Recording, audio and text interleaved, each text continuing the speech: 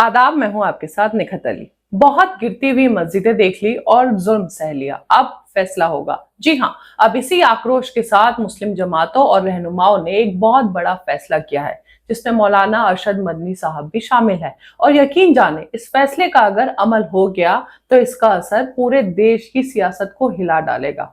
दरअसल रिपोर्ट्स के मुताबिक दिल्ली में एक बहुत बड़ी बैठक होने जा रही है, जिसमें बड़े बड़े मुस्लिम जमात, मुस्लिम रहनुमा और सेक्युलर सियासी पार्टी, कांग्रेस, समाजवादी पार्टी और एआईएमआईएम के नेता असदुद्दीन ओवैसी साहब सब एक मंच पर इकट्ठा होने वाले हैं, जिसमें एक ऐसे फैसले पर चर्चा होने जा रही है जो न सिर्फ देश की सियासत को बदल डालेगा, बल्कि भारत के सारे मुसलमानों की जिंदगी में भी एक बड़ा बदलाव लाएगा।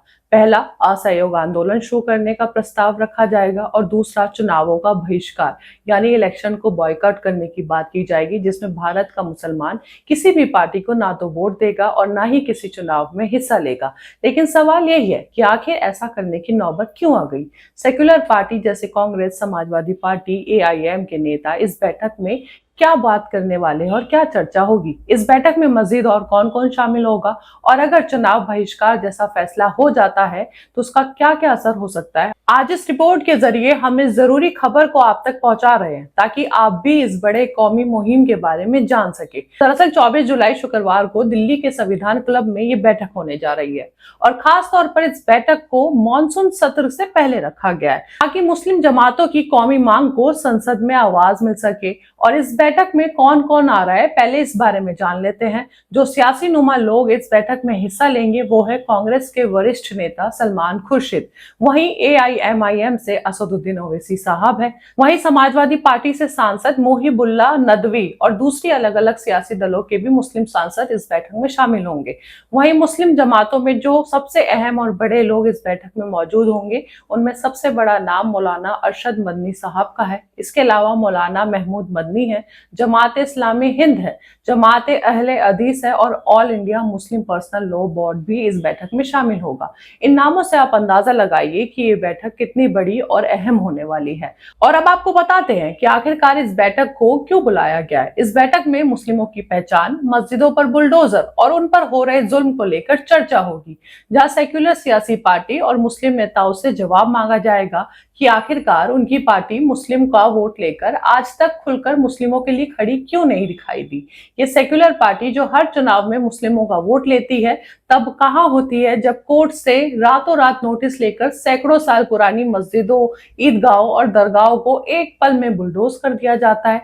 तब कहां होती है जब मुस्लिमों की पहचान पर हमला होता है, आए दिन मुस्लिमों की मॉब लिंचिंग होती है, मदरसों को बंद किया जा रहा है, उत्तराखंड में सारे मदरसों को बंद किया गया है, इसकी भी चर्चा इस बैठक में होगी। और मुस्लिमों को हर पल शक की निगाह से देखा जाता है, उन्हें परेशान किया जाता है। लेकिन कोई भी सेक्युलर पार्टी जो ये क्लेम करती है, दावा करती है कि वो सेक्युलर पार्टी है, आज तक मुस्लिमों के खिलाफ इस जुल्म पर सड़क पर नजर नहीं आई है। क्यों संसद में कभी किसी मुस्लिमों के लिए कानून पास नहीं कराया गया? वहीं अलबत्ता दलितों के खिलाफ कभी कोई जुर्म होता है तो राहुल गांधी उनके घर तक गए हैं, लेकिन कभी उस मुस्लिम के घर क्यों नहीं गए जिन्हें गाय के नाम पर या फिर धर्म के नाम पर मॉब लिंचिंग कर मार दिया जाता है, या फिर ट्रेनों में मुस्लिम पहचान देखकर कत्ल कर दिया जाता है। इस बैठक को लेकर हम आगे की बात आपसे करें, उससे पहले आपको दो ताजा मामले बताना चाहते हैं, जिससे आपको भी लगेगा कि ये सवाल और इनके जवाब और इस बैठक का होना मुस्लिम कौम के लिए कितना अहम माना जा रहा है। उत्तर प्रदेश के संभल में मंगलवार को सालों पुरानी 25 फीट ऊंची ईदगाह को बुलडोज कर दिया गया और उसके साथ बनी मस्जिद को भी तोड़ दिया गया, जिसे देख गांव के मुसलमान रोने लगे और बेचारे प्रशासन की ताकत के सामने और कर भी क्या सकते हैं। लेकिन आपको बता दें, जिस जमीन पर ईदगाह को बुलडोज किया गया वो कब्रिस्तान के तौर पर दर्ज है, इसलिए ईदगाह को अवैध बताकर अवैध कब्जा बताया गया और उसे तोड़ दिया गया और कहा कि ये सरकारी जमीन सिर्फ कब्रिस्तान के लिए है। जबकि रोते हुए गांव वाले मुस्लिमों ने बताया कि इस जमीन का सालों से कब्रिस्तान और ईदगाह दोनों की तरह इस्तेमाल हो रहा है, लेकिन अब उसे बुलडोज कर दिया गया है। प्रशासन ने एक दिन में कोर्ट से नोटिस लिया और फौरन सुबह 6 घंटे तक ईदगाह और उसके साथ बनी मस्जिद को बुलडोज करते रहे। वहीं सुप्रीम कोर्ट ने मंगलवार को यूपी पुलिस को भी फटकारा है। क्यों फटकारा है वो सुनिए। क्योंकि एक मुस्लिम बुजुर्ग के साथ हुई ज्यादती पर पुलिस ने सही से ना तो जांच की और ना आरोपियों पर कोई कार्रवाई की। दरअसल साल 2021 में काजिम अहमद अहमद शेरवानी, जो कि एक बुजुर्ग मुस्लिम है, उनको अपनी गाड़ी में बैठाया गया जब वो नोएडा से अलीगढ़ अपने घर जा रहे थे। कुछ लोगों ने उनको अपनी गाड़ी में बैठाया और उसके बाद रास्ते में उन लोगों ने बुजुर्ग के साथ, मुस्लिम बुजुर्ग के साथ गाली गलौज की, उनकी दाढ़ी खींची, उनके साथ बदतमीजी की, बदसलूकी की, जिसको हेट क्राइम के अपराध में माना गया। बावजूद इसके इस धारा को यूपी पुलिस ने एफआईआर से हटा दिया, जिसके बाद सुप्रीम कोर्ट ने यूपी पुलिस से पूछा कि पुलिस कोर्ट के आदेश का पालन क्यों नहीं कर रही है। अब आप सोचे, यहाँ खुलेआम देश की सबसे बड़ी अदालत की बात को भी अनसुना कर रही है यूपी पुलिस।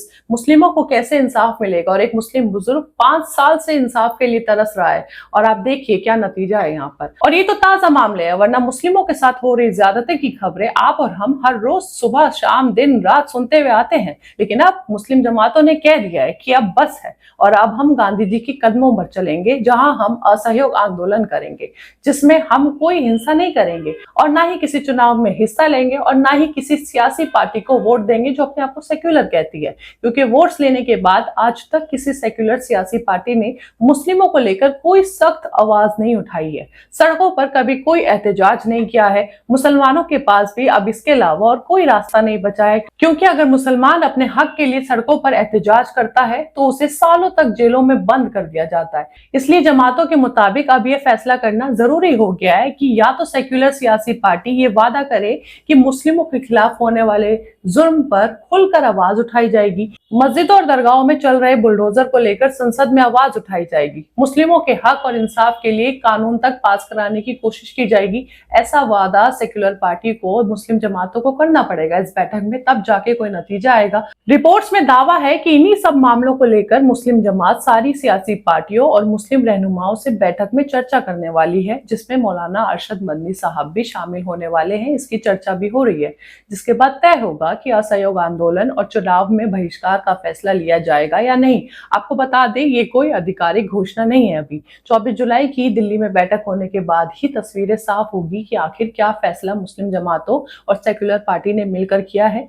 लेकिन इस बैठक के जरिए मुस्लिम जमातों का कहना है कि मुस्लिमों के खिलाफ हो रहे जुल्म पर मुसलमानों को सबसे पहले एक होना होगा और ये बैठक उसके लिए पहला कदम है। मुसलमान एक होकर रहना चाहता है इस देश में। पहले सेक्युलर सियासी पार्टी से बात करेगा, फिर सेक्युलर हिंदुओं से बात करेंगे और क्रिश्चियन समुदाय से भी बात करेगा और दलित समुदाय से भी बात करेगा और इस तरह से इस जमहूरियत को बचाने की कोशिश की जाएगी। क्योंकि बीजेपी सरकार में मुस्लिमों की जो हालत है वो किसी से छिपी नहीं है। यहाँ तक कि यूएन यानी संयुक्त राष्ट्र भी बार बार मोदी सरकार से मुसलमानों पर हो रहे जुल्म और ज्यादती पर जवाब मांग रहा है, लेकिन इसके बाद भी कोई जवाब नहीं दिया जा रहा है। इसलिए जमातों के मुताबिक ये कौमी मुहिम ही आखिरी तरीका है जहां मुसलमान अपने पहचान को बचा सकता है और सेक्युलर सियासी पार्टियां जो मुसलमानों का वोट लेना चाहती है, उन्हें अब मुसलमानों के लिए कुछ करना पड़ेगा, नहीं तो मुसलमान वोट का बहिष्कार कर देगा, ना वोट देगा और ना इसका हिस्सा बनेगा। और यकीन जाने, अगर ऐसा होता है तो भारतीय राजनीति में बहुत कुछ बदल जाएगा और सेक्युलर पार्टी और मुस्लिमों की पार्टी कहने वाले नेताओं के पास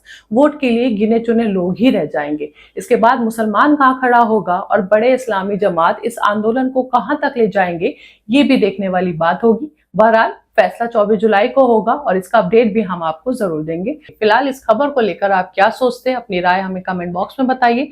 हमारे चैनल मिल्लत टाइम्स को सब्सक्राइब कीजिए। अभी के लिए इजाजत दीजिए। फिलहाल बहुत बहुत शुक्रिया। अगर आप चाहते हैं कि मीडिया के मैदान में हमारी कोई आवाज़ बने, मिल्लत टाइम्स मजबूत हो और इसी तरह आज़ादी के साथ ये इदारा काम करता रहे, तो आपको इसकी मंथली मेंबरशिप और सब्सक्रिप्शन लेनी होगी। ज़्यादा नहीं, महीने में 99 या 299 की भी आप मेंबरशिप लेंगे, ये इदारा मजबूत बनेगा। आपकी आवाज़ को इसी तरह मिल्लत टाइम्स उठाता रहेगा। यहाँ एक QR कोड आपको दिख रहा है, इसको आप स्कैन कर सकते हैं या डिस्क्रिप्शन में हमारी वेबसाइट का लिंक मौजूद है, उस पर क्लिक कीजिए। इस तरह का पेज खुलेगा आपके मोबाइल पर, जहाँ पहले अपना नाम लिखना है, जिस तरह कॉलम बना हुआ है फर्स्ट नेम एंड लास्ट नाम का।